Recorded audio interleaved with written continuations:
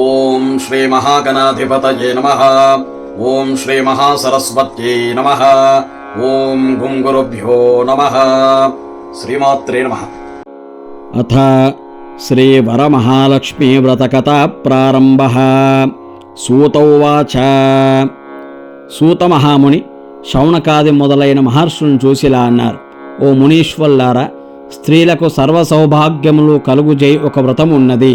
పూర్వము పరమేశ్వరుడు పార్వతీదేవికి చెప్పిన ఆ వృత్తాంతాన్ని మీ అందరికీ కూడా చెప్తాను, శ్రద్ధగా వినండి అంటూ ఒకరోజు కైలాస పర్వతమున పరమేశ్వరుడు తన సింహాసనంపై కూర్చొని ఉండగా పార్వతీదేవి ఆయనను సమీపించి, దేవా, లోకంలో స్త్రీలు ఏ వ్రతము చేస్తే సర్వ సౌభాగ్యములను పుత్ర పౌత్రాదులను కలిగి సుఖ సంతోషాలతో ఉంటారో అటువంటి వ్రతం ఏదన్నా ఉన్నచో మాకు సెలవియండి అని కోరగా అంతటా ఆ పరమేశ్వరుడు పార్వతీదేవికి ఇలా సెలవిచ్చారు: ఓ దేవి, స్త్రీలకు పుత్ర పౌత్రాది సంపత్తులనిచ్చే ఒక వ్రతం ఉన్నది. దాని పేరే శ్రీ వరమహాలక్ష్మీ వ్రతము.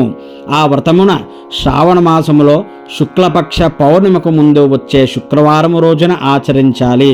పార్వతీదేవి పరమేశ్వరుడితో ఇలా అంటుంది: ఓ నాథ, ఆ వరమహాలక్ష్మి వ్రతము ఎలా చేయాలి, ఏ దేవతని పూజించాలి, ఏ విధంగా చేయాలి, ఈ యొక్క వ్రతాన్ని ఇంతకుముందు ఎవరైనా ఆచరించారా, ఆ వివరాలన్నీ కూడా మాకు తెలియజేయండి అని అడగ్గా ఆ పరమేశ్వరుడు పార్వతీదేవిని ఇలా చూస్తూ చెప్తున్నారు: ఓ కాత్యాయిని, వరమహాలక్ష్మి వ్రత విశేషాలు చెప్తాను విను. పూర్వము మగధ దేశమున కుండిని అనే ఒక పట్టణములో, ఆ పట్టణములో నిండు బంగారు ప్రాకారములు గల ఒక బంగారు గోడ గల ఒక ఇల్లు ఉన్నది. అందులో చారుమతి అనే ఒక బ్రాహ్మణ స్త్రీ ఉన్నది. ఆమె మహాపతివ్రత. పతియే ప్రత్యక్ష దైవంగా భావించి తెల్లవారుజామునే నిద్రలేచి స్నానము చేసి పతిదేవుని పువ్వులతో కొలిచి ఆ తర్వాత అత్తామామలకు అవసరమైన అనేక సేవలు చేస్తూ ఉండేది.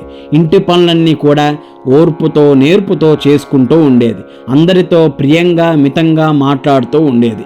గయ్యాలిగా కాకుండా నిదానంగా అనుకువగా ఉన్న ఆ మహాపతివ్రతని చూసి ఆ మహాలక్ష్మికి ఆమె మీద అనుగ్రహం కలిగింది. ఒకరోజు ఆ మహా ఇల్లాలకి కలలో ప్రత్యక్షమై ఆ మహాలక్ష్మి ఇలా అంటున్నది: ఓ చారుమతి, నేను వరమహాలక్ష్మీ దేవిని. నీ నడవడిక చూసి నాకు నీపై అనుగ్రహం కలిగి నీకు ప్రత్యక్షమయ్యాను.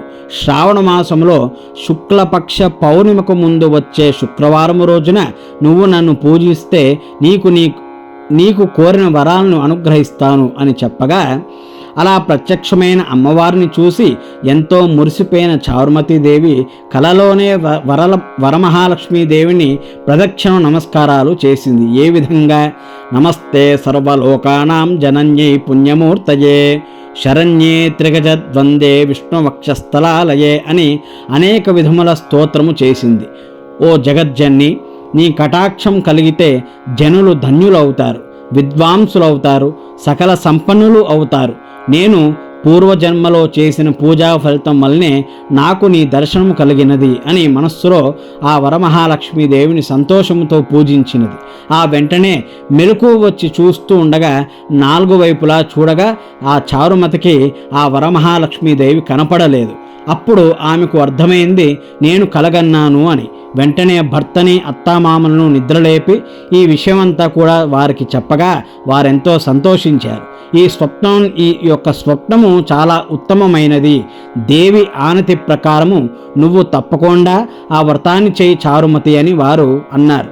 అలా చారుమతికి ఇరుగు పొరుగు ఉన్న స్త్రీలందరినీ కూడా పిలిపించి వాళ్ళు చారుమతి ఎంతో సంతోషంగా ఉత్కంఠంతో శ్రావణ మాసంలో శ్రావణ మాసం కోసం ఎదురు చూస్తూ ఉన్నారు. వారెంతో ఎదురు చూస్తున్న పౌర్ణిమకు ముందు వచ్చే శుక్రవారం రానే వచ్చింది. ఈ రోజే కదా వరమహాలక్ష్మీదేవి చెప్పిన రోజు అని వారెంతో ఉత్కంఠంతో ఉత్సాహంతో చారుమతి మొదలు స్త్రీలందరూ కూడా పూజకు ఉపక్రమించారు. ప్రాతకాలాన్ని నిద్రలేచి తలస్నానము చేసి పట్టుబట్టలను కట్టుకొని చారుమతి ఇండ్లకి వారందరూ కూడా చేరుకున్నారు. అక్కడ ఒక ప్రదేశములో గోమయంతో అలంకరించి ఒక మండపాన్ని ఏర్పరిచి దాని మీద ఒక ఆసనం వేశారు. ఆసనం పైన కొత్త బియ్యాన్ని పోసి మర్రి చిగుళ్ళు, మామిడాకులు అలంకారాలతో ఆ కలశాన్ని ఏర్పరిచారు. అందులో వరలక్ష్మీదేవిని ఆవాహన చేశారు. చారుమతి మొదలు స్త్రీలంతా కూడా ఎంతో శ్రద్ధాభక్తులతో అమ్మవారిని కొలుస్తూ ఉన్నారు. అలా వారందరూ కూడా అమ్మవారిని స్తోత్రిస్తూ పద్మాసనే పద్మకరే సర్వలోకైక పూజితే నారాయణ ప్రియే దేవి సుప్రీత భవ సర్వదా అను ఈ శ్లోకముతో అమ్మవారిని ధ్యాన, ఆవాహన, షోడశోపచార పూజను ఆచరించారు. 9 సూత్రములు గల ఆ తోరణాన్ని కుడి చేతి కట్టుకున్నారు. వరలక్ష్మీదేవి అనేక రకములైన పిండి వంటల్ని చేసి నైవేద్యంగా అమ్మవారికి సమర్పించారు.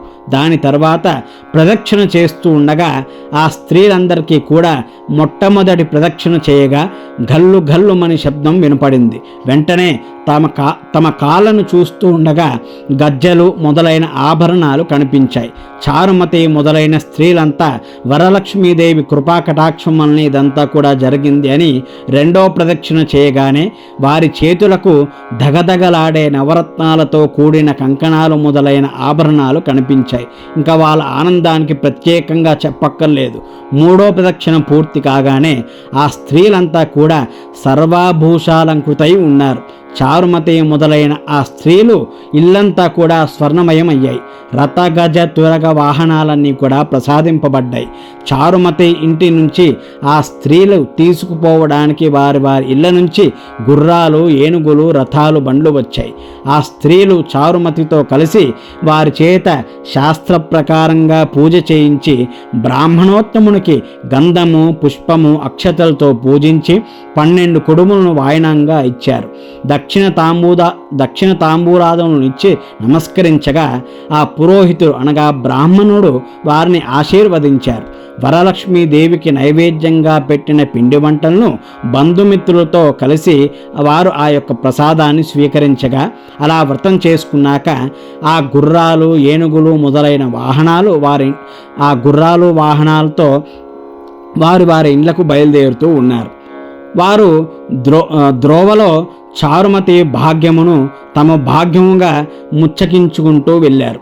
అలా లక్ష్మీదేవి తనంతట తానే స్వప్నంలో వచ్చి ప్రత్యక్షమవడం అంత ఆషామాషి విషయం కాదు. చారుమతి ఎంతో అదృష్టవంతురాలు అనుకున్నారు. అలా వారందరూ కూడా చారుమతికి ప్రత్యక్షమైన విధానం తన మటుకే దాచుకొని తనొక్కటే పూజించకుండా తమందరికీ చెప్పి తను ఎంతో పుణ్యం కట్టుకుంది అని ముచ్చకించుకుంటూ తాను అలాగే వారందరూ కూడా ఎంతో పుణ్యం చేసుకున్నారు అని భావించుకున్నారు. అలా అప్పటి నుండి చారుమతితో సహా వారందరూ కూడా క్రమం తప్పకుండా ప్రతి సంవత్సరము ఈరోజు ఈ శ్రావణ మాసమున ఆ పూజ చేస్తూ పుత్ర పౌత్రాభివృద్ధి కలిగి ధనకనక వస్తువాహనాలతో కలిగి సుఖ సంతోషాలతో ఉన్నారు. కావున ఓ పార్వతి, ఈ ఉత్తమమైన వ్రతమును చేస్తే ఎలా ఎదుటి వారికి చెప్పి చేయిస్తే సర్వ సౌభాగ్యము కలిగి శుభంగా ఉంటారు. ఈ కథని విన్నవారికి, చదివిన వారికి కూడా వరలక్ష్మి ప్రసాదం వలన సకల కార్యములు సిద్ధించును అని ఆ పరమేశ్వరుడు ప్రసాదించారు. సూత మహాముని శౌనకాది మొదలగు వారితో, ఓ మునులారా, విన్నారు కదా చారుమతి ఎదుటి వారి నుంచి కూడా ఎలా కోరుకున్నదో, అలా ఎదుటి మనిషిలో మంచి కలగడానికి కోరుకుంటే అమ్మవారు ఇంకా ప్రసన్నురాలై మీకు కోరుకున్న వరాలను అనుగ్రహిస్తారు అని చెప్పి ఈ యొక్క వరమహాలక్ష్మి వ్రత కథ సమాప్త. ఇలా ఈ యొక్క వ్రతాన్ని విన్నవారు కథ అక్షతలు అమ్మవారి మీద వేసి కొద్దిగా ఆ మిగతా అక్షతలు తల మీద వేసుకొని అమ్మవారి అనుగ్రహానికి ప్రసాదించవుగాక అని అమ్మవారిని ప్రార్థించండి. ఇది శ్రీ వరమహాలక్ష్మీ వ్రత కథ సమాప్త. ఓం శాంతి శాంతి శాంతి. హరి ఓం. శ్రీ వరమహాలక్ష్మీదేవ్యై నమః. ఎవరైతే నా ఛానల్ని చూస్తున్నారో సబ్స్క్రైబ్ చేయండి, లైక్ చేయండి, షేర్ చేయండి. శుభం భూయాత్. శ్రీమాత్రే నమః. స్వస్తి.